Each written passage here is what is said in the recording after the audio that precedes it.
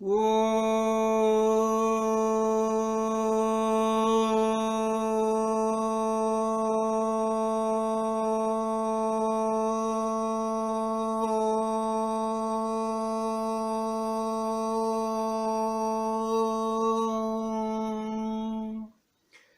राजाधिराज सद्गुरुनाथ सिद्धरामेश्वर महाराज की जय। राजाधिराज सद्गुरुनाथ श्री भाऊ साहेब महाराज की जय। राजाधिराज सद्गुरुनाथ श्री काड़ सिद्धेश्वर महाराज की जय। गुरुर्ब्रह्मा गुरुर्विष्णु गुरुर्देव महेश्वरा गुरु साक्षात परब्रह्म तस्मै श्री गुरुवे नमः। राजाधिराज सद्गुरुनाथ श्री काड़ सिद्धेश्वर महाराज की जय। आज मारुतराय हनुमान उनकी जयंती है। तो देखिए क्या होता है। तो आज हनुमान जयंती के उपलक्ष्य में समर्थ रामदास यानी मारुति के अवतार है ना, या समर्थ मारुति के अवतार है और प्रभु राम के भक्त, तो इन्होंने सभी मानव जाति के कल्याण के लिए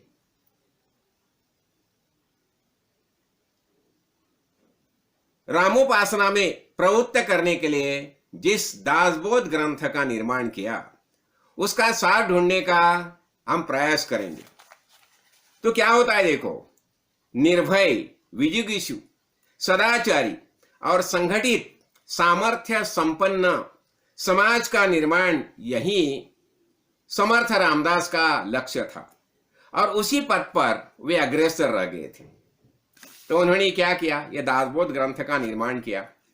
और दासबोध ग्रंथ क्या होता है, ये सभी देखो, सभी जो मानव जाति जो है उन्हें भक्ति में प्रवृत्त करने के लिए ये ऐसा आदर्श ग्रंथ जो निर्माण किया, तो उसके बारे में हमने आज तक बहुत बार देखा है।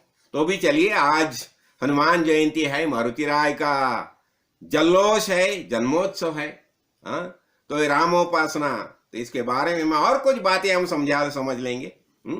तो देखिएगा, ये हमारा स्वाध्याय है। देखिए, संत संग तो हमेशा चलता ही रहना चाहिए।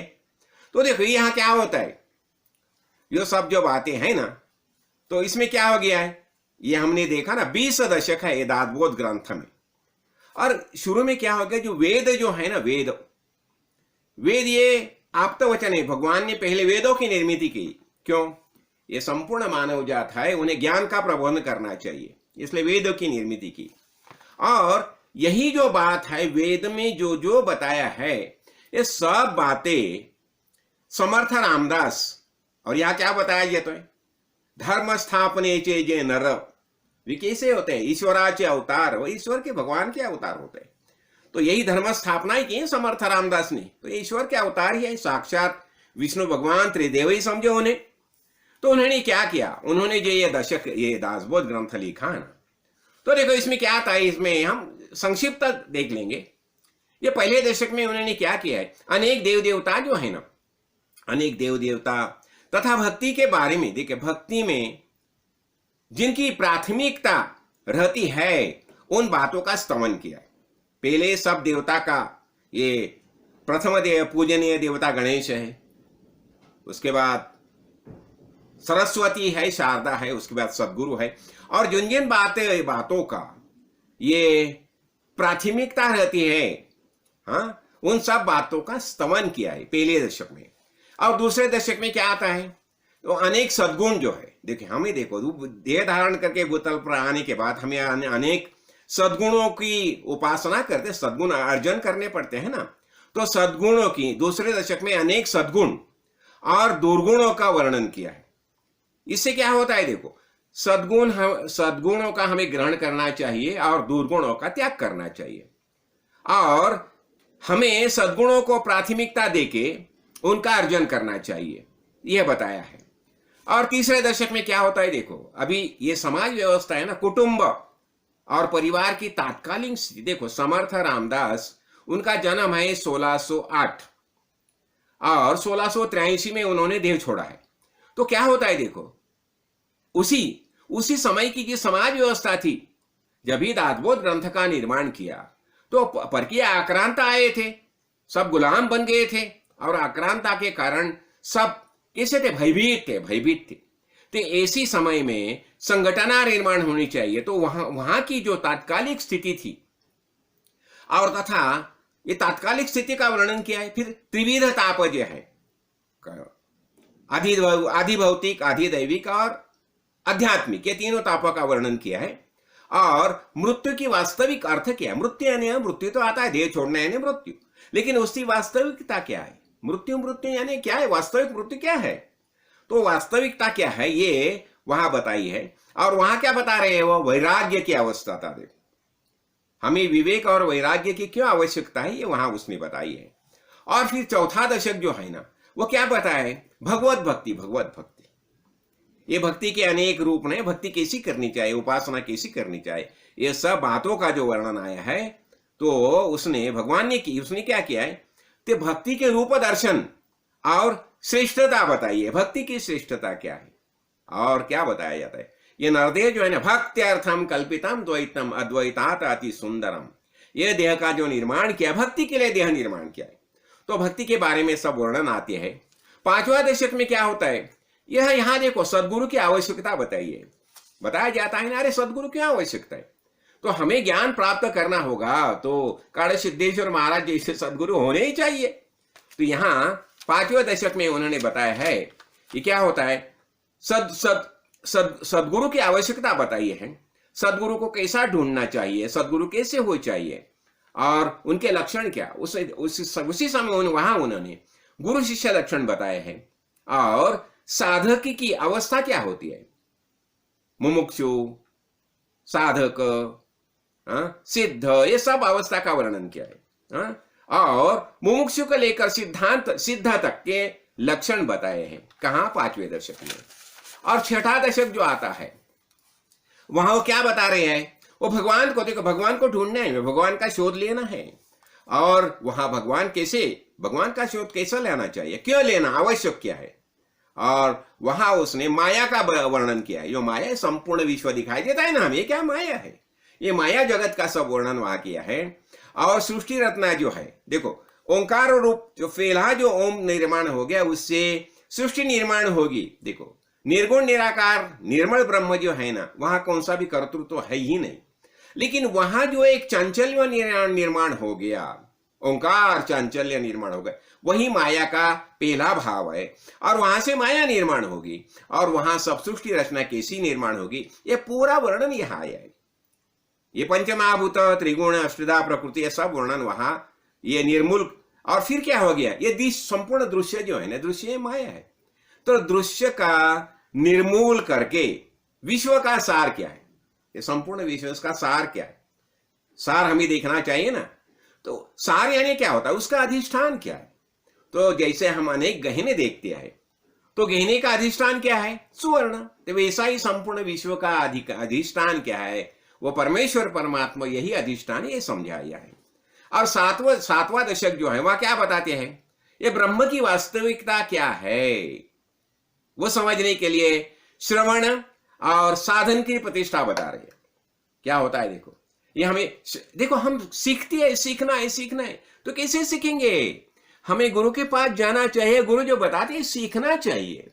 तो गुरु जैसे ही बताते हैं हम सीखते हैं, तो ही हमें ज्ञान प्राप्त होता है ना। तो वहां यहाँ ब्रह्म की, और ब्रह्म यानी वास्तविक ब्रह्म क्या है। देखो यहाँ एक बात हमेशा ध्यान में रखो, जो ब्रह्म बताया जाता है ना, वह निर्गुण निराकार ब्रह्म के बारे में नहीं बताया है। ये अभी हम देहधार के भूतल पर आए हैं तो ये सगुण ब्रह्म हो गया। जिसे शंकराचार्य बताते हैं ब्रह्म सत्यम जगन मिथ्या, ये सगुण ब्रह्म जो है वो सगुण ब्रह्म का ये करके गृहित धर के ही सब बातें बताई है। तो यहां बताया है। और साधन प्रतिष्ठा में साधन क्यों करना चाहिए, समझो हम बोलेंगे अरे मुझे अभी ज्ञान हो गया, अभी मैं साधन क्यों करूं, नहीं, साधन तो होना ही चाहिए। क्यों, ये माइक शरीर है ना, माइक शरीर, जब तक माइक शरीर में हम रहते हैं तो मन ये माइक शरीर का एक महत्वपूर्ण अंग है। तो मन कैसा होता है? मन वही तत्व का होता है। और मन का स्वभाव कैसा होता है? जिसके सान्निध्य में जाता है वैसा बन जाता है। तो हमें मन को हमेशा ये तत्वबोध जो है उनका ही सान्निध्य में रखना चाहिए। हमें गुरु का बोध जो है गुरु बोध के ही सान्निध्य में रखना चाहिए। मन को वहां ही लगाना चाहिए। यह महत्वपूर्ण बात है। इसलिए ये साधन प्रतिष्ठा बताए। और उसके बाद आता है 8वां दशक जो है ना, वहां पंच महाभूतों का वर्णन किया है। सब पृथ्वी, आप, तेज, वायु, आकाश, इनका सब वर्णन किया है। और साथ साथ वहां सिद्ध के बारे में बताया है। सिद्ध कैसे होते हैं? सिद्ध यानी पहले हमने देखो मुमुक्षु हो गया। मुमुक्षु ज्ञान ग्रहण करने की प्रेरणा उसमें निर्माण होगी, इसलिए मुमुक्षा का फिर साधक हो गया, साधना करने लगा। साधना करते करते वो सिद्ध बन गया। यानी अभी सिद्ध बन गया, इसका अर्थ क्या हो गया? देव देखने के लिए गया और खुद उसको पता चला जब ही देव मिला तो अरे मैं ही देव हूं। यही सिद्ध का लक्षण होता है। तो यहां ये क्या बता रहे हैं? ये सिद्ध का लक्षण बता रहे हैं। इसके बाद क्या 9वां दशक जो है, तो 9वां दशक में क्या किया है? अनेक शंका निर्माण होती है। बताया जाता है क्या सब दिखाई देता है, लेकिन क्या है? क्या है क्या? तो शंका में क्या होता है? शंका का निरसन करने के लिए बताया जाता है अरे जो हो गया ही नहीं है तो उसे तुम सत्य तो क्यों दो रहे? इसका अर्थ क्या हो गया? ये संपूर्ण विश्व क्या है? एक स्वप्न है, स्वप्न। ऐसा ही बताया जाता है। तो उसके लिए अनेक उदाहरण दिया है उसने, ये समझाया है और वो आवश्यक है। देखो अंधेरे में जब हम रस्सी देखते हैं ना, रस्सी हमें क्या लगता है? अरे वो तो साफ है। लेकिन जब भी हम प्रकाश, ये अपना टॉर्च का प्रकाश में देखते हैं, पता है अरे ये तो रस्सी है। तो हमारा जो भ्रम था, जो गलत फहमी थी, निकल गई। तो ये बात महत्वपूर्ण मानी जाती है और इसलिए अनेक शंका निर्माण होती है। अभी देखो जब भी हम जल तरंग देखते हैं ना, ये भी सरोवर देखो अपना बाजू में सरोवर, नैनीताल सरोवर है, उसमें कितने लाटे लहराते हैं। लेकिन ये लाट जो ये लहराने वाली लाटे को हम सत्य तो नहीं, वो तो समूह ये अपना जल का ही भाग है। तो ये अनेक शंका का वहां निरसन करते हैं। और क्या बताया जाता है? ये क्या है? ये पंचभौतिक शरीर जो है उसका विलय कैसा होता है? देखो वास्तविक एक एक एक जैसे पृथ्वी, देखो पृथ्वी, आप, तेज, वायु एक दूसरे से एक निकल गए और एक दूसरे में विलय हो जाता है। तो हमें क्या करना चाहिए? देखो हम देखते हैं ना, स्थूल देह, सूक्ष्म देह, कारण देह, हम आगे 4 देह है ना, यहां हम मी को ढूंढने लगते हैं। ये वास्तविक मी जो है ना वही अहम है। वो कहां है? स्थूल देह में है नहीं। ये देखो हाथ, ये हाथ मैं हूं नहीं, ये सबका साक्षी मैं हूं, यही बताया जाता है। तो 4 देह जो है, ये 4 देह का साक्षी वास्तविक वही चैतन्य रूप आत्मा है। तो यहां इस शरीर जो है ना, देहांत निरूपण में बताया ना, देहांत इसका अर्थ क्या हो गया? पहले बताया जाता है। देखो हम वेदांत बताते हैं ना, वेदांत अर्थ क्या हो गया?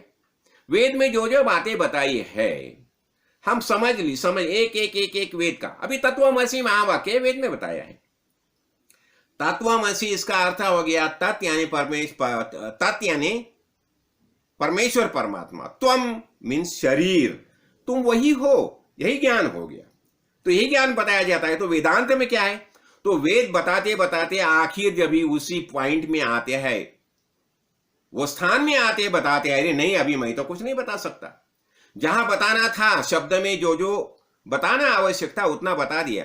और अभी क्या है? अभी खाली तुम अनुभव करो। तो यहां महत्व किसको दिया? अनुभव। जब भी हम जो इतना अश्व जो है, घोड़ा है, उसको पानी के तरफ लाते हैं, पानी के तरफ लाने तक का कार्य हम करते हैं, लेकिन पानी पीने का कार्य उसे ही करना पड़ता है। वैसा ही हमें क्या सदगुरु क्या करते हैं? सदगुरु हमें यहाँ लाते हैं, महाद्वार जो है वहां द्वार तक लाते हैं, दरवाजे तक लाते हैं, बता अंदर छोड़ते हैं। देखो अंदर जाके तुम्हारा अनुभव तुम लिए। यही महाद्वार, इसका अर्थ क्या हो गया? संपूर्ण दृश्य जगत जो है, ये सुदृश्य जगत को छोड़ के हम अंदर जाते हैं तो ही हमें आत्मज्ञान की प्रतीति होती है। तो ये हो गया। इस शरीर का भी हम हर क्या हो गया? वेदांत, वेद खत्म हो गया है। सिद्धांत, सिद्ध महापुरुष ने जो जो बताया वो भी सब हो गया। और अभी धारांत हमारा खुद का अनुभव क्या है, तो वही बताया जाता है। पता चलता है शरीर तो मैं है ही नहीं, ये देह धारण किया है, जिसे बताया जाता है भगवत गीता में बताया ना, वासासी जीर्णानि यथा विहाय नवानि गृह्णाति नरो प्राणी तथा विहाय शरीराणि जीर्णान अन्यानि संयाति नवानि देहि। एक शरीर छोड़ के दूसरे शरीर में प्रवेश किया। मैं तो सच्चिदानंद स्वरूप आत्मा वास्तविक ये हमारा रूप है, ऐसा हो जाता है। तो ये हो गया। फिर इसके बाद आता है 10वां समास, दशक। वो 10वां दशक जो है इसमें क्या बताया है, विश्व यानी दृश्य जगत का स्वप्न रूप भ्रम है, और यही समझाया है। और इसकी अनुभूति लेने के लिए सगुण भजन की आवश्यकता महत्ता समझाई है। यहां बताया जाता है भ्रमेण अहम, मैं यह ब्रह्म हूं, भ्रमेण त्वम।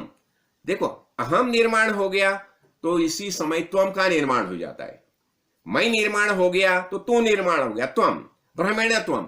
और ये संपूर्ण ईश्वर क्या है? ईश्वर यही भी भ्रम ही है। और ये ईश्वर कौन सा ईश्वर? ये सगुण ईश्वर, लगे ध्यान में रखो। ये सगुण ईश्वर जो है वो भी भ्रम ही है। भ्रमेण ईश्वर भावत्व और भ्रम मूलम इदम जगत, ये संपूर्ण जो है ये भ्रम ही है। क्यों? वास्तविक उसमें देखो 3 सत्ता होती है ना। एक होती है व्यावहारिक सत्ता। देखो व्यवहार में हम शरीर धारण करके भूतल पर आए हैं, तो व्यावहारिक सत्ता का हिसाब से हमें आचरण करना चाहिए। हमारा जो संविधान है उसका पालन करना चाहिए। तो हमारे लिए संविधान क्या है? वेद।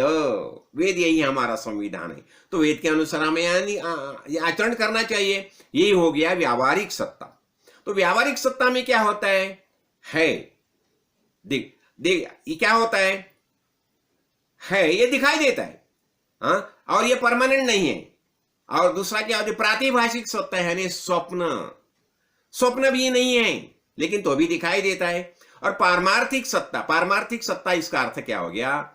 ये शाश्वत है। तो 3 सत्ता में अभी तो हमारा सब व्यवहार चल रहा है, व्यावहारिक सत्ता में व्यवहार चलना है। तो व्यावहारिक सत्ता के हिसाब से हमें आचरण करना चाहिए, और यही महत्वपूर्ण बात बताई जाई है। तो देखो ये सब भ्रम है, भ्रम समझाता है। और इसकी अनुभूति लेने के लिए सगुण भजन की आवश्यकता है। देखो सगुण भजन क्यों? हमारा मन जो है ना, मन कैसा है? वही तत्व का मन है। और मन का स्वभाव का है, जहां लगाते हो ना वहां लग जाता है। तो आस्ते आस्ते, और ये कल्पना है रूप है। देखो मन में अनेक कल्पना का निर्माण होता है। तो ऐसी कल्पना करनी चाहिए, मैं सच्चिदानंद स्वरूप आत्मा ही हूं, यही कल्पना करनी चाहिए। देखो हमें कुछ साध्य करना है ना, तो साध्य क्या साध्य करना है? वही तत्व जो है जहां से मैं निर्माण हो गया वही मुझे जाना है ना। तो वही वास्तविक हमारा अस्तित्व है। तो उसके बारे में हमें ध्यान करना चाहिए। तो और इसका सदगुरु जो ने जैसा बताया, महावाक्य का बोध किया ना, सोहम सोहम, बस यही करना चाहिए हमें। फिर वही हमारी अनुभूति होती है, और वही लगन से हम वहां जुड़ जाते हैं। तो देखो यहां सगुण भजन की महत्ता बताते हैं। फिर 11वां दशक आता है। वहां क्या बताए? महंत और निष्पृह का जो समाज प्रबोधन का कार्य जो है उनकी आवश्यकता बताते हैं। और भक्ति के लिए स्वराज्य की आवश्यकता यहां प्रतिपादन किया है। देखो राजकारण, हमें भक्ति करनी है। देखो यहां क्या होता है, खासकर देखो समर्थ रामदास जैसे महंत, काली सिद्धेश्वर महाराज महंत, ये निष्पृह है। सब देखो सबसे बड़ा निष्पृह कौन? भगवान निष्पृह सबसे बड़ा है। लेकिन ये जो भगवान के प्रतिनिधि जो भूतल पर आते हैं वो भी निष्पृह होते हैं और महंत। और वो क्या करते हैं? ये समाज प्रबोधन का कार्य करते हैं। और क्यों आवश्यक है? जैसे भगवान ने, विष्णु भगवान ने क्या किया? आप्त वचन करके वेदों की निर्मित की। उसमें खासकर 5 बातों उसने समझाई है। सत्य, अहिंसा, अस्तेय, अपरिग्रह और ब्रह्मचर्य, 5 बातें समझाई है, महत्वपूर्ण बातें समझाई है। और इनका प्रबोधन करने के लिए सप्तर्षि को निर्माण किया। शुरू में सप्तर्षि को कार्य दिया। और ये सप्तर्षि जो है उनके ही प्रतिनिधि अब ये भूतल पर समर्थ रामदास जैसे आते हैं, मारुति राय जैसे आते हैं। मारुति राय कौन है? यही उनके ही प्रतिनिधि है ना। तो ये आते हैं भूतल पर, और ये क्या करते हैं? ये कार्य करते और देखो क्रांति करते हैं, संगठना निर्माण करती है। आवश्यकता है। और जब भी समर्थ रामदास जिस काल में जी रहे थे तो वो समाज की अवस्था थी। तो वो समाज की अवस्था देखे, जिसे बताया जाता है ना, जब भी धर्म को ग्लानि आती है अधर्म का वर्चस्व बढ़ जाता है। यदा यदा हि धर्मस्य ग्लानिर्भवति भारत अभ्युत्थानम अधर्मस्य तदात्मानं सृजाम्यहम्। तो उसी समय समर्थ रामदास का जन्म हो गया। क्यों? अपनी वैदिक परंपरा पीछे चल गई थी। पर क्या आक्रांता मुगल आए थे, आक्रांत आए थे और उन्होंने हमारे यहाँ के जो वैदिक परंपरा से जीने वाले जो लोग थे उन्हें गुलाम बनाया था, गुलाम बनाया था। वही कार्य रावण के समय हमने हो गया था। रावण ने भी क्या किया था, अनेक लोगों को गुलाम बना के रखा था। ऋषि मुनि थे तो उन्हें वेद और वेद के अनुसार यज्ञ आज्ञा ये कृत्य जो है वह करने के लिए उसने विरोध किया था, प्रतिबंध लगाए थे। वैसा ही कार्य मुगल ने किया था, आक्रांता ने किया था। यही कार्य आगे चल के अंग्रेजों ने भी यही कार्य किया है। तो इसलिए समर्थ जो महंत आते हैं, निष्ठुर व्याप वाले आते हैं, वो क्या करते हैं, अनेक, देखो समर्थ रामदास ने भी अनेक मंदिर निर्माण की, अनेक संगठना निर्माण की। क्यों? आवश्यक है, आवश्यक, समाज प्रबोधन के लिए सब आवश्यक है। और हमें भक्ति करनी होगी तो राज्य भी हमारा होना चाहिए। तो ये सब कार्य जो है ये समर्थ रामदास ने उस जमाने में किया, और शिवाजी महाराज, जिजामाता और शाहजी राजे, ये सब ने उन्होंने उसी समय वो कार्य किया है। तो यही बात यह समझाई है। तो ये समाज प्रबोधन की आवश्यकता सब 11वें दशक में समझा है। 12वें दशक में फिर प्रयत्न की आवश्यकता बताए। देखो प्रयत्न क्यों आवश्यक है, हमें प्रयत्न करना ही चाहिए, आलस्य कभी नहीं जीना चाहिए। देखो आलस्य जो है वह घातकी होता है, आत्मघाती होता है। इसे बताया जाता है उद्धरेत आत्मानम आत्मना, हमें हमारा उद्धार हमें ही करना चाहिए। इसलिए जैसा गुरु ने बताया, गुरु जी ने जैसा बताया, हमारे सदगुरु ने जैसा बताया, हमें ऐसा आचरण करना चाहिए। तो इसलिए प्रयत्न की महत्ता बताई। और सब जो सृष्टि की निर्मित कैसी होगी, मूलभूत प्रयत्न ही है। और हमें हमारी वैदिक परंपरा जो है, हमारा राष्ट्रहित है, वो देखना होगा।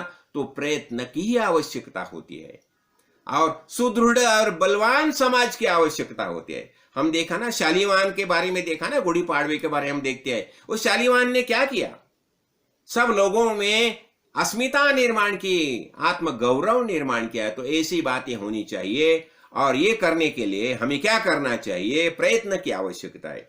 तो यहाँ विवेक वैराग्य के बारे में, विवेक का अर्थ क्या होता है, देखो हमें बहुत बार देखा, विवेक यानी हम क्या देखते हैं, जो बातें हम देखते हैं उसका हमें अनुसंधान करना ही चाहिए, उसका विश्लेषण करना चाहिए, उसका मूलभूत क्या विचार है वो देखना चाहिए।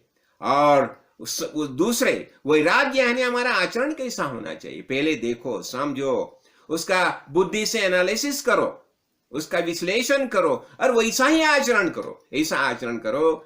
ये देखो यज्ञ की महत्ता बताइए। और यज्ञ यानी क्या होता है, यज्ञ यानी प्रयत्न, प्रयत्नवाद है, यज्ञ में प्रयत्नवाद है।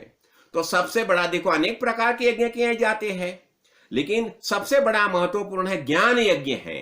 तो ज्यादा से ज्यादा तो लोगों तो ज्ञान पहुंचाने के लिए ये महंत आवश्यक है, और निष्प्रह की भी आवश्यकता है। और वहां सृष्टि निर्मित तो हमने देखा है कैसी होगी। पहले जो ओंकार ने गाया, निर्माण हो गया, ओंकार से फिर ये महत्त्व निर्माण हो गया, गुण शोभिणी माया निर्माण होगी, और गुण शोभिणी माया से त्रिगुण निर्माण हो गए, पंचमहाभूत निर्माण हो गई। वही हम तीनों बातें समझा लिए।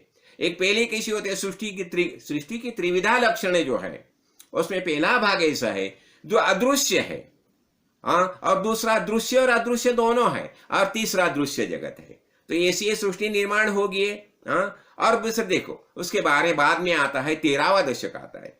तो उसमें क्या बताए, सृष्टि निर्मित की कथा बताई है। और ये पंच प्रलय है, पंच प्रलय समझाया। पंच प्रलय में हमने देखा है, देखो हम दो प्रलय पिंड में होते हैं। पिंड में जब भी हम सोते हैं तो निद्रा प्रलय हो गया, दूसरा जब भी हम देह छोड़ते हैं तो मृत्यु प्रलय हो गया। वैसा ही ब्रह्मांड में 2 प्रलय है। और 5वां प्रलय जो है विवेक प्रलय, हमें विवेक से, ज्ञान दृष्टि से समझाना चाहिए। ये संपूर्ण विश्व है, ये स्वप्न है, और वास्तविक ये स्वप्न होने के कारण उसमें हमें मन को उसमें नहीं जुड़ाना चाहिए। जो शाश्वत परमेश्वर परमात्मा पर ब्रह्म है उसके साथ हमारा मन जुड़ना चाहिए। इसलिए हमें जी सदगुरु ने जो मंत्र बताया, तत्वमसि अयमात्मा ब्रह्म सर्वम खलुइदम ब्रह्म प्रज्ञानम ब्रह्म, ये सब ज्ञानी समझानी चाहिए। उसके बाद 14वें दशक में क्या होता है, समाज प्रबोधन के लिए हरि कथा का महात्मा बताया। देखो और हरि कथा कैसी होनी चाहिए? हरि कथा में देखो, ये हरि कथा क्यों? जब भी हम हरि कथा सुनते हैं ना, अभी देखो हरि कथा में अभी हनुमान देखो, मारुति राय का कथा देखो, अरे मारुति राय की कथा देखिएगा तो क्या है, एक एक एक एक बात समझ लो। मारुति राय के अंजनी माता ने उसे क्या बताया था? देखो तुम कैसे हो, तुम्हारा जो जितेंद्रियत्व है जो कोई पहचानेगा ना, उसका तुम दास्य करने का। और बस राम प्रभु ने उसका जितेंद्रिय पहचान लिया, फिर वो बोला प्रभु मैं आपका दास हूं, और मारुति राय राम प्रभु के दास बन गए और वो दास्य भक्ति का आदर्श बन गया। और मारुति राय कैसे थे? मारुति राय तत्व ज्ञान के गाढ़े पंडित थे, संस्कृत के पंडित थे, मानस शास्त्र का अभ्यास था उनका, और अनेक बातें समझा जानते थे। वो उन्हें ज्ञान कहां से प्राप्त हो गया था? ये सूर्य भगवान से भी उन्हें ज्ञान प्राप्त हो गया था। तो ऐसे ही मारुति राय जो है, तो उन्होंने क्या किया? तो ये जब भी हम मारुति राय की कथा देखते हैं तो हमें क्या पता चलता है? मारुति राय जितेंद्रिय थे। अरे हमें भी वही करना चाहिए ना। हमें हमारा देखो, जब भी हम साधन चतुष्टय देखते हैं तो साधन चतुष्टय में क्या आता है? क्षमा आता है, क्षमा अपने पहली बात आता है विवेक, वैराग्य, मुमुक्षुत्व, ये 3 बातें होगी। फिर षट संपत्ति आती है, शम, दम, उपरति, तितिक्षा, श्रद्धा और समाधान, ये सब बातें आती है। तो मारुति राय कैसे थे? मारुति राय ऐसे थे कि उन्होंने खुद को इंद्रिय पर विजय प्राप्त की थी। हमें भी वही करनी चाहिए ना। हमें ज्ञान प्राप्त करना है तो हमारा जो ये षट संपत्ति का भाग है, हमारा मन जो है, तो उसके ऊपर हमें ये करना ही चाहिए ना। अब जब विषय त्याग लक्षण में हम क्या देते हैं? जो जितना जीने के लिए आवश्यकता है बस उतना ही अनुभव करने का, बाकी हो गया। तो इसी विषय त्याग बताया जाता है ना। और इसलिए क्या होता है, समाज प्रबोधन करना होगा तो हरि कथा के माध्यम से हम बता सकते हैं। और हम हरि कथा क्या है? ये सामाजिक प्रबोधन है। ये भगवान ने क्या किया, अनेक अवतार में जो जो बातें बताई है वह सब बातें का हमें क्या करना चाहिए? अनुशीलन करना चाहिए सदगुरु भगवान के साथ। जब भी हम सदगुरु भगवान के साथ जाते हैं, सदगुरु भगवान के साथ जब भी हमारा विवेचन होता है, मुझे तो याद रहते हैं एक गुरु कैसे बताते थे। हमारे मन में जो जो बातें चलती थी सब बातें का विवरण वह करते थे, और उससे क्या होता है, हमारा निश्चय पक्का होता है। और ज्ञान दृष्टि देखो, हमें पता चला मैं वास्तविक में कौन हूं। अभी एक समय संपूर्ण जग का हमें ज्ञान होने से हम निश्चय, निर्भय और निश्चय हो जाते हैं। क्यों? वास्तविक की जगत क्या है पता चला ना। और ये भूतल पर ये संपूर्ण विश्व क्या है, ये हर एक में भगवान ही मौजूद है। और भगवान ने सृष्टि कहां से निर्माण की? खुद में से। ये खुद ही संपूर्ण सृष्टि के रूप में भगवान तदैक्षत बहुश्याम प्रजा, ये यही हरि संकल्प है ना। यह हरि संकल्प के माध्यम से भगवान ने सृष्टि निर्माण की है। और इसलिए जब भी हम हरि कथा, और देखो ये कवित्व सब बातें समझाए ना, किसी कवित्व कैसा करना चाहिए। देखो हमारे सामने जो जो बैठे हैं उन्हें आनंद आना चाहिए, मजा आनी चाहिए, उन्हें शुद्ध ज्ञान प्राप्त हो, ऐसे कवित्व होने चाहिए।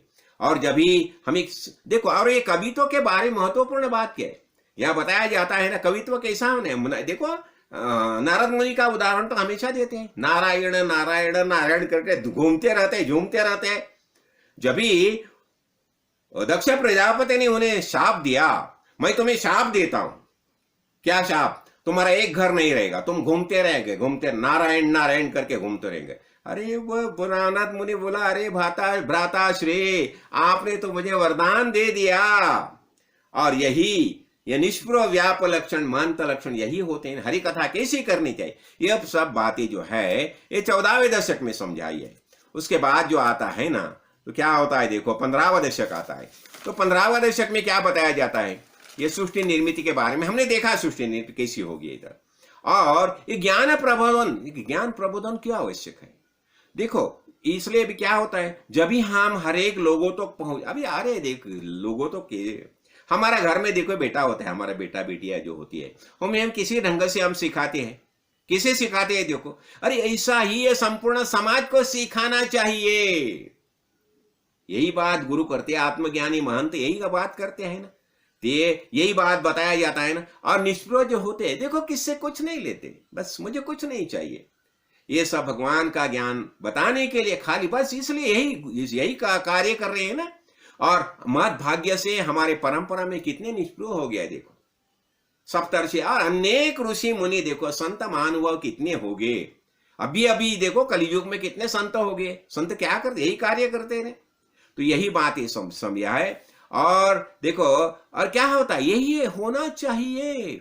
गांव गांव घूमना चाहिए, हर एक लोगों तक पहुंचो, हर एक गांव में जाओ और भगवान नाम का संकीर्तन करो। और यही कार्य महापुरुष करते हैं, कहां कहां भी आते। शंकराचार्य का उदाहरण देखो, कहां से कहां तक आए, कहां घूमे। और ये 4 पीठ की स्थापना की, क्यों? संपूर्ण भारत में 4 पीठ की स्थापना की, क्यों? ज्ञान का प्रबोधन करने के लिए। यही सब कार्य चलता रहता है। और फिर आता है 16 दशक में क्या गया, ये यहाँ पंचमहाभूत आता है। राम, देखो यहाँ सब पंचमहाभूत है ना, उसका हर एक का वर्णन किया है।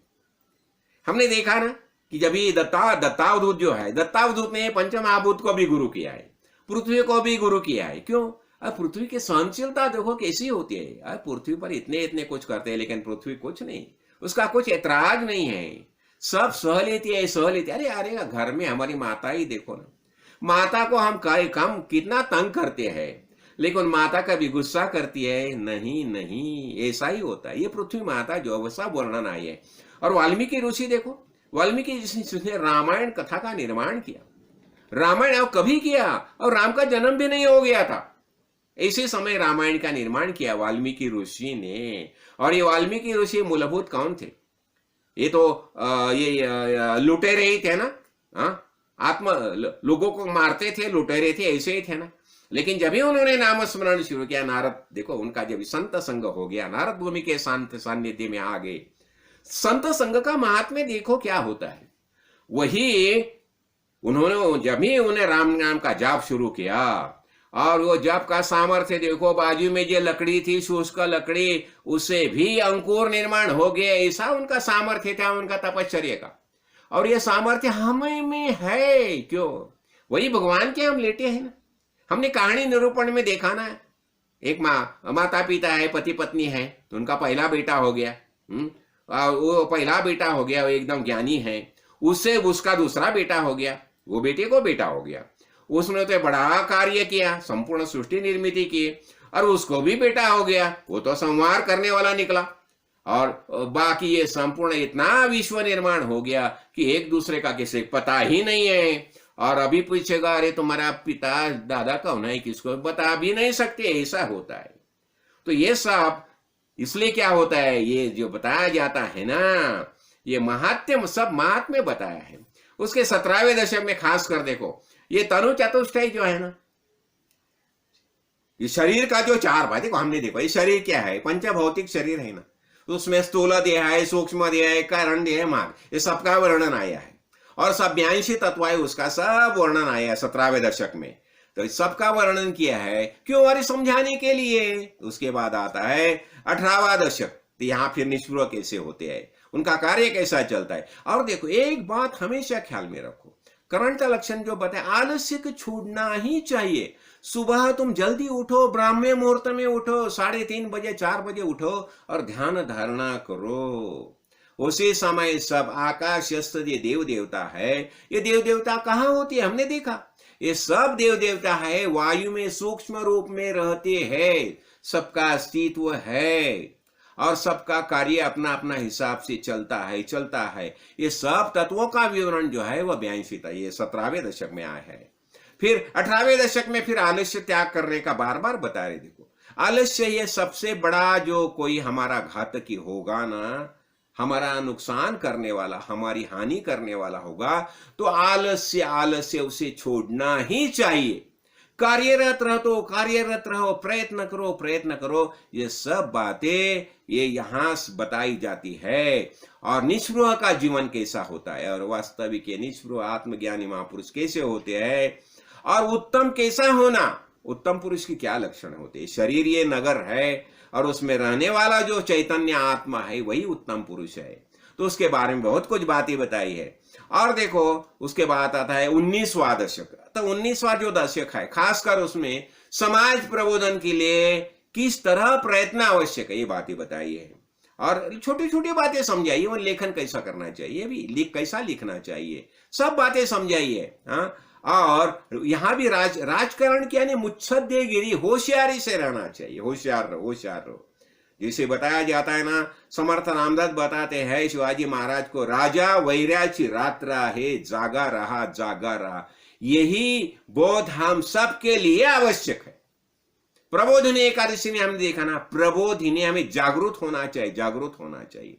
तो जागरूक कैसे होना चाहिए? खुद का कल्याण के लिए जागरूक होना चाहिए, आत्मज्ञान प्राप्त करना चाहिए। ये कार्य सब ऋषि मुनि हमारे जो आप तत्व का यही कर रहे हैं, भगवान यही कार्य कर रहे हैं, बार बार यही समझा रहे हैं।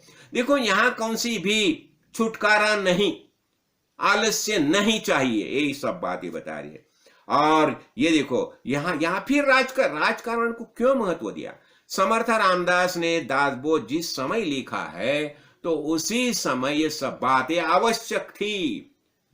जब ये आक्रांता आते हैं, रावण क्या है, रावण के बारे में, अरे रावण क्यों, रावण उसके पहले की बात देखो, सहस्रार्जुन की बात देखो, तो वहां उसी समय रावण सहस्रार्जुन सब एक कटे थे ना। यहाँ मुल्कासुर था और राम राय का उस समय जन्म हो गया था। देखो राम राय ने वो कार्य किया था।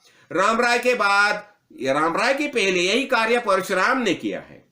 यानी भगवान क्या बताते हैं कि जब मेरी आवश्यकता होती है तभी परित्राणाय साधूनाम विनाशाय च दुष्कृताम् धर्म संस्थापनार्थाय संभवामि युगे, भगवान का आश्वासन है। तो हमें कार्यरत रहना ही चाहिए। तो देखो ये हो गया। और बाद में 20वां दशक आता है। देखो 20वां दशक में खासकर ये ब्रह्म जो है कि सविगतम मलम, जिसमें कौन सा भी मालिन्य नहीं, ऐसे ही ब्रह्म है। और ये ब्रह्म है, ये जो ब्रह्म जो है ना, ये कैसे ब्रह्म है, ये हमें फिर सगुण ब्रह्म के बारे में सोचना चाहिए। वास्तविक ये निर्गुण निराकार जो देखो, ये हम 4 बात मैं यहाँ समझाना चाहता हूं। एक क्या होता है, जीवात्मा जो अज्ञानी है, शरीर में रहता है लेकिन अज्ञानी है, वो जीवात्मा है। फिर शिवात्मा, उसे ज्ञान प्राप्त हो गया, वो थोड़ा सा उन्नत हो गया, वो शिवात्मा हो गया। हाँ, और परमात्मा यानी विश्वात्मा बोलो, यही आत्मा का रूप है। विश्वात्मा ये भी सगुण ही ब्रह्म के रूप है। और उसके बाद आता है निर्मल आत्मा। देखो निर्मल आत्मा वास्तविक है, उसमें कौन सा भी कर्तृत्व नहीं है। जो बताया जाता है सृष्टि किसने निर्माण की, तो ये सृष्टि किसने निर्माण की, कोई है निर्माण करने वाला? अरे सृष्टि निर्माण ही नहीं होगी, वास्तविक ये भ्रम है। तो इसलिए कर्ता कोई भी नहीं है। लेकिन एक बात हमेशा ध्यान में रखिए, ये सब जो बातें बताए हैं ये सब किसके गुण है? ये सब आत्मा के ही गुण है। शरीर जो है, महद्भाग्य से मनुष्य शरीर मिलना ये महद्भाग्य है। और ये मनुष्य नरदेह प्राप्त होने के बाद हमें आत्मज्ञान की प्राप्ति करनी ही चाहिए।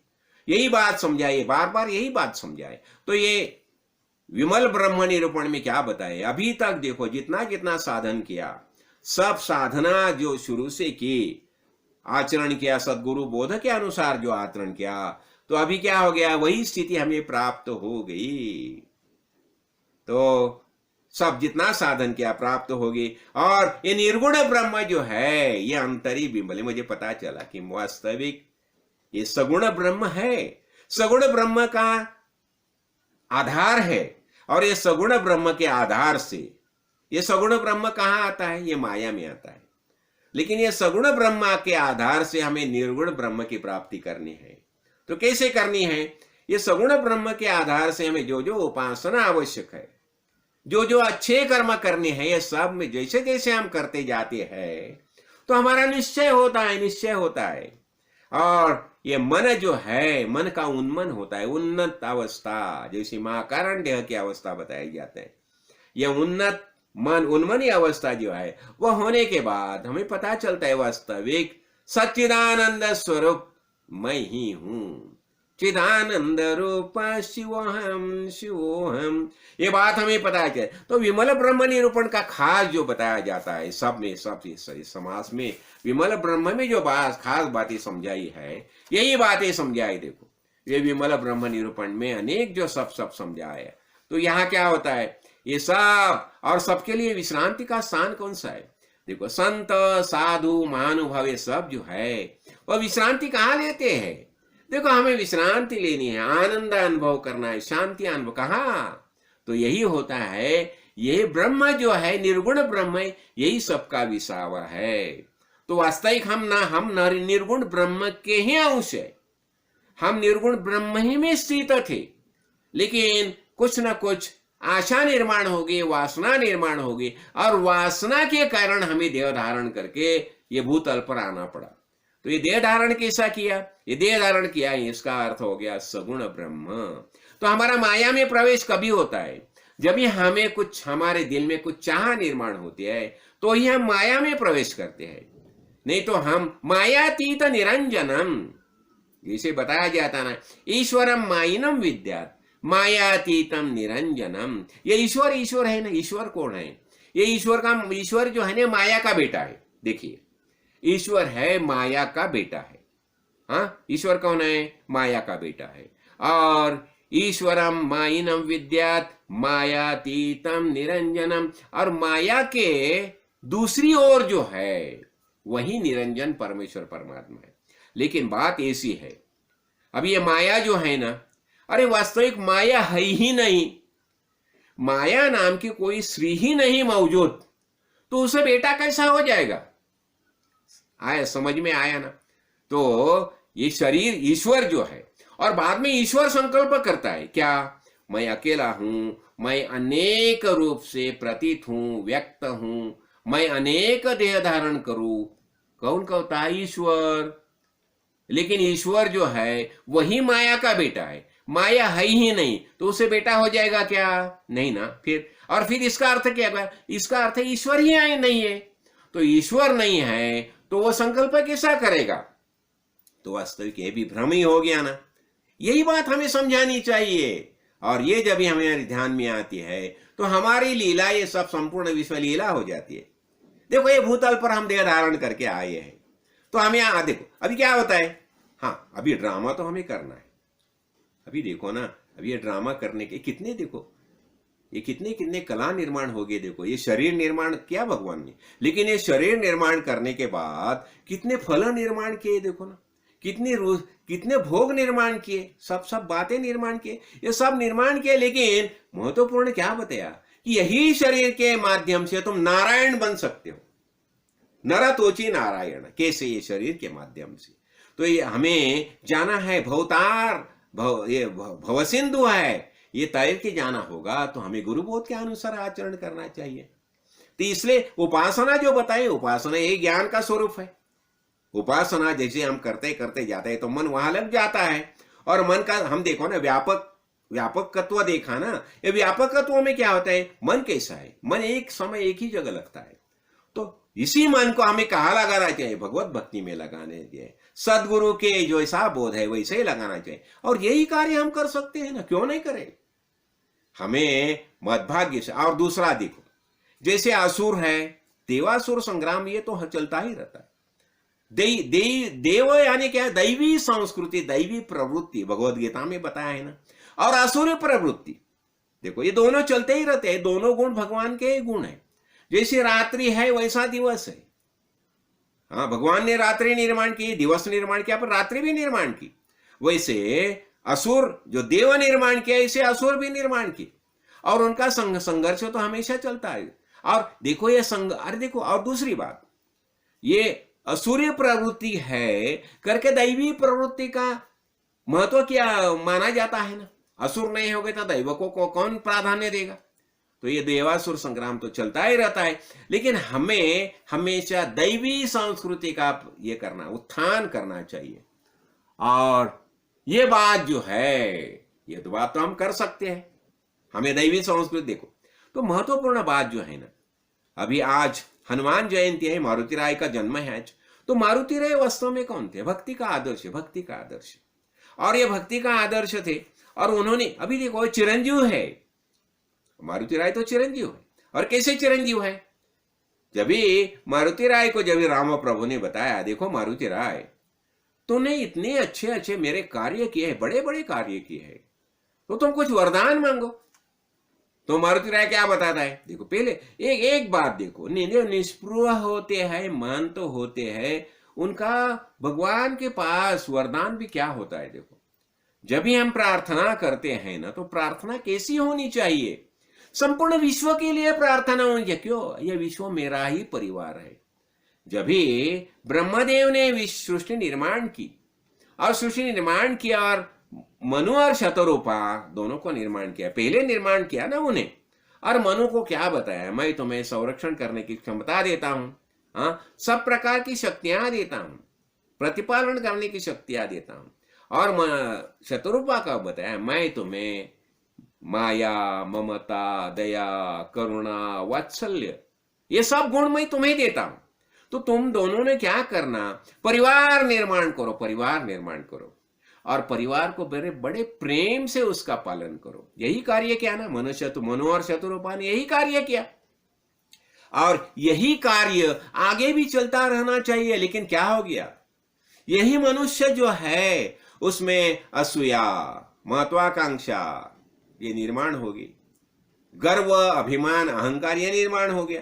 देखो ये निर्माण हो गया, ये हो गया, बस ये पतन का कारण होता है, पतन का कारण होता है। हमें हमारा उत्थान करना होगा तो पर एक दूसरे से बहुत प्यार से पेश आना चाहिए, प्यार से पेश आना चाहिए। अब ये त्रिदेव भी देखो ना, ब्रह्मा, विष्णु, महेश, देखो तीन अपना अपना दायित्व बहुत अच्छे ढंग से करते हैं। ब्रह्मदेव निर्माण करने का दायित्व करता है, विष्णु भगवान प्रतिपालन करने का दायित्व करता है, और शिव प्रभु उसका संहार करने का। लेकिन दोनों तीनों में कितना सामंजस्य है। देखो जब भी सृष्टि का प्रलय करने का आवश्यकता होती है, क्यों करना पड़ता है प्रलय, ये देखो सब स्वच्छ होना चाहिए ना। हम देखो ना, मामूली बात, हम घर में भी स्वच्छता करने लिए शब्द होते हैं ना, अलग रंगा लगाते हैं ना, तो सृष्टि को भी पूरा रंग लगाना चाहिए, तो प्रलय होना ही आवश्यक है। उसमें क्या बड़ी बात है, जो निर्माण हो गए फिर से निर्माण हो जाएंगे, तो ये तो कार्य तो चलता ही रहता है ना।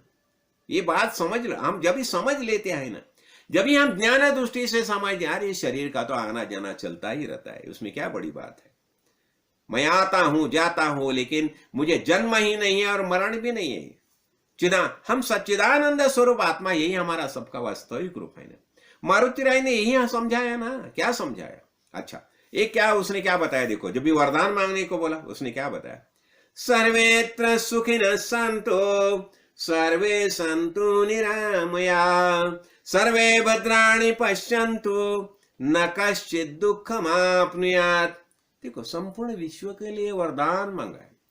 सर्वेत्र सुखिनः सन्तु, सब सुखी होने चाहिए। सर्वे सन्तु निरामया, किसी भी कौन सा भी आजार यानी बीमारी नहीं होनी चाहिए, निरामया।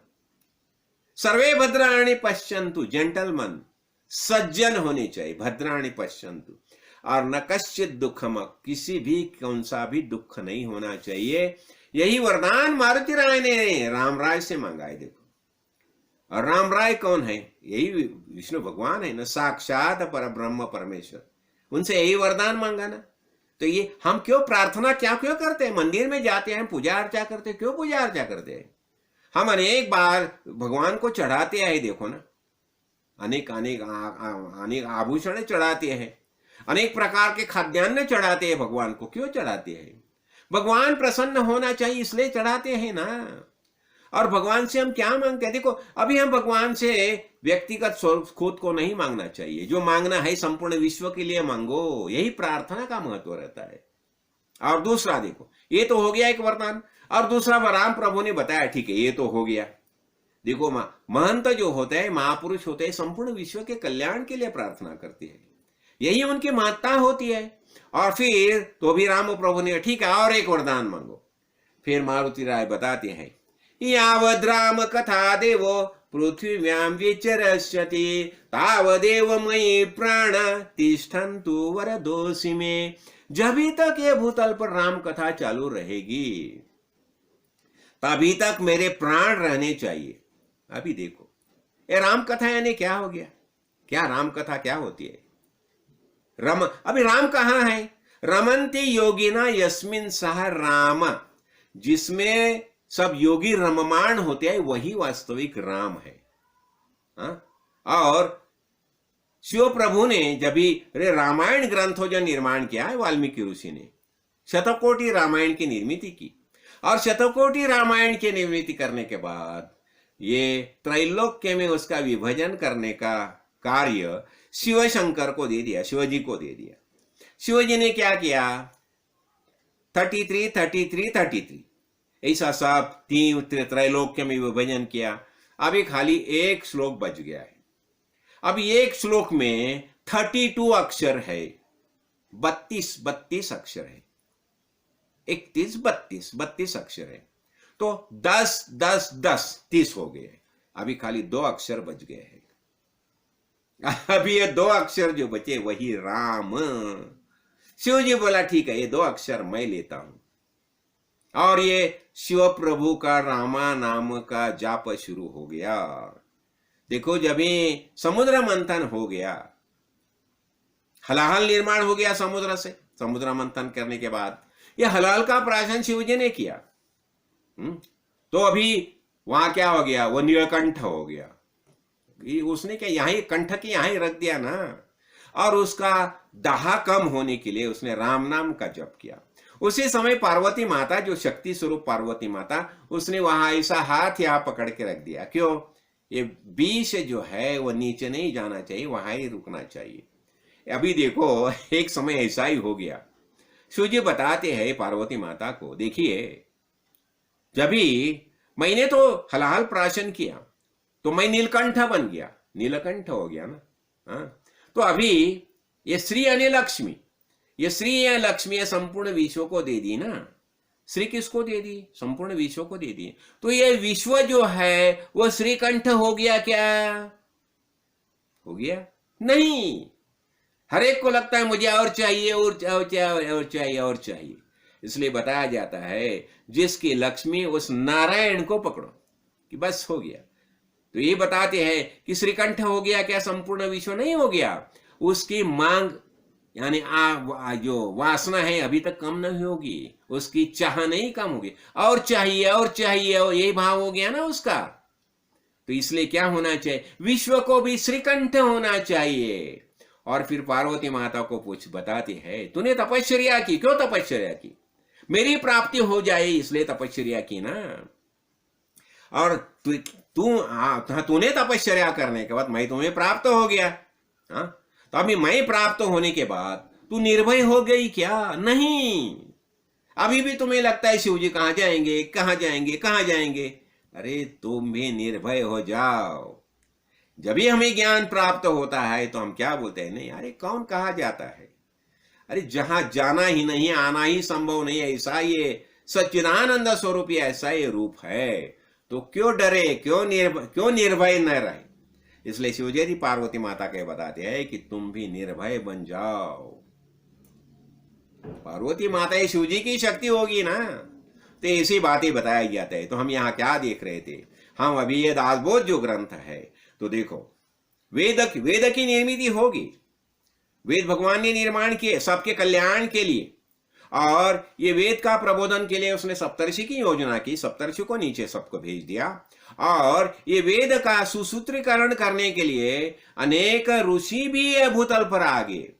और ये समर्थ रामदास ने क्या किया? समर्थ रामदास ने ये सब वेद जो थे, वेद का सार यहां इसमें लाया है। ये दासबोध ग्रंथ का मैं खास को जो जिक्र कर रहा हूं, क्यों? ये दासबोध ग्रंथ में सब वेद का सार आ गया है, जो जो वेद में है। इसलिए समर्थ रामदास पहले ही बताती है, ये ग्रंथ लिखते समय मैं अनेक ग्रंथ की अनुभूति ली है, अनेक ग्रंथ का मैंने खुद पढ़ाई की है, और उसका सार इसके अंदर लाया है। तो यही हो गया। तो हमारे लिए वेद यानी वेद क्या है? हमारे लिए दासबोध यही वेद है। तो आप बताएंगे भगवत गीता, हाँ भगवत गीता, जरूर भगवत गीता भी वेद ही है, लेकिन भगवत गीता का संपूर्ण सार इस दासबोध ग्रंथ में आया है। आपको वेदांत तो समझना होगा तो दासबोध ग्रंथ समझ लो, भगवत गीता भी तो आपके सामने आ जाएगी। अनेक जो ग्रंथ है वेद में जा बताए। अभी भी कोई बोलेगा हमें, अरे वेद का पठन क्यों नहीं? लेकिन क्या होता है देखो, वेद की बातें कैसी होती? वेद उदधि बिना गुरु लखय लागे लवण समान, बादर गुरुमुख द्वार है अमृत सय अधिकान। जब भी हम सागर का पानी, समुद्र का पानी पीने के लिए जाते हैं तो कैसा क्षार लगता है, कटु लगता है, क्षार युक्त ही है ना। लेकिन जब भी बादल से वह आता है, और बादल जब भी वर्षा करते हैं भूतल पर, तो कैसा होता है? अमृत से भी अधिक मधुर हो जाता है ना। वैसा ही जब भी ये वेद जो है, वेद में प्रवेश करके हमारे सदगुरु जब भी उसका मर्म हमें समझाते हैं तो पता चलता है कि उसमें माधुर्य क्या है। वैसा ही समर्थ रामदास ने ये वेद का संपूर्ण सार जो है, ये बादल बन के समर्थ रामदास ये भूतल पर दासबोध के रूप में बरस रहे हैं। तो ये हमें ज्ञान प्राप्त करना चाहिए। तो समर्थ रामदास जो है ये कौन है? हमने क्या देखा? समर्थ रामदास ये मारुति राय के ही अंशावतार है ना, रामदास स्वामी जो है। और रामदास स्वामी को अनुग्रह किसने दिया? राम प्रभु ने अनुग्रह दिया ना, ख्वाब में अनुभव दिया, देखो अनुग्रह दिया। तो ऐसा ही होता है ना। तो ये इसलिए समर्थ रामदास ने जो ग्रंथ लिखा दासबोध, ये ही बादल बरस रहे हैं अमृत से अधिकान। तो इसलिए मैं सबको विश्वास पूर्वक बता सकता हूं कि आप यदि दासबोध ग्रंथ का पारायण करेंगे, इसमें प्रवेश करेंगे और उसका अनुसंधान करेंगे तो आपको आत्मज्ञान होगा ही। वास्तविक में हमें खुद कौन हो इसका पता चलेगा बस। और यही सबसे महत्वपूर्ण बात है, मैं यही समझाना चाहता हूं। तो ये सब बातें जो है, सब पिंड ब्रह्मांड वगैरह सब बातें हमने ये समझ ली है। तो लेकिन शुद्ध ज्ञान क्या है? अयमात्मा ब्रह्म, मैं आत्मा, मैं ही ब्रह्म हूं, सच्चिदानंद स्वरूप आत्मा, यही वास्तविक हमारा रूप है। तो इसलिए हम बोलते हैं ना, अंतः ज्योति बहिर्ज्योति प्रत्यक ज्योति परात्परा, ज्योति ज्योति स्वयं ज्योति आत्म ज्योति शिवोस्मि हम। यही वास्तविक हमारा रूप, ज्योति स्वरूप, यही हमारा रूप है। देखे जो बताया जाता, मैंने देखो वहां दिखाई, सूर्य दिखाई देता है, सूरज। मुझे बताओ अभी यहां से 9 करोड़ 30 लाख इतना माइल दूरी पर है सूरज, लेकिन वहां तक पहुंचने के लिए हमें कितना समय लग गया? क्षण, निमिष, झटके से पहुंचने। क्यों?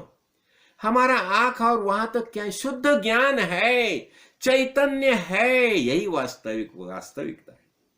इसलिए हमें क्या करना चाहिए? हमें हमारे सदगुरु के आदेश के अनुसार कार्य करना चाहिए, बताया जाता है। इसलिए जो ज्ञानी महापुरुष है उनका अनुसंधान करना चाहिए। मैं भाग्य समझता हूं कि कड़े सिद्धेश्वर महाराज जैसे आत्मज्ञानी महापुरुष मुझे सदगुरु करके मिल गए। तो आज पौर्णिमा, हनुमान जयंती। देखो हनुमान जयंती, अब देखो क्या, एक देखो राम प्रभु का जन्म, हनुमान का जन्म, संपूर्ण रहा रामलीला। अभी रामलीला के बारे में भी हमें देखना चाहिए। रामलीला क्या है?